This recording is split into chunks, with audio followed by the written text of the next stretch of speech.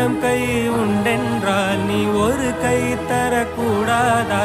ஈராயிரம் கண் கொண்டாய் உன் ஒரு கண் என்னை பாராதா?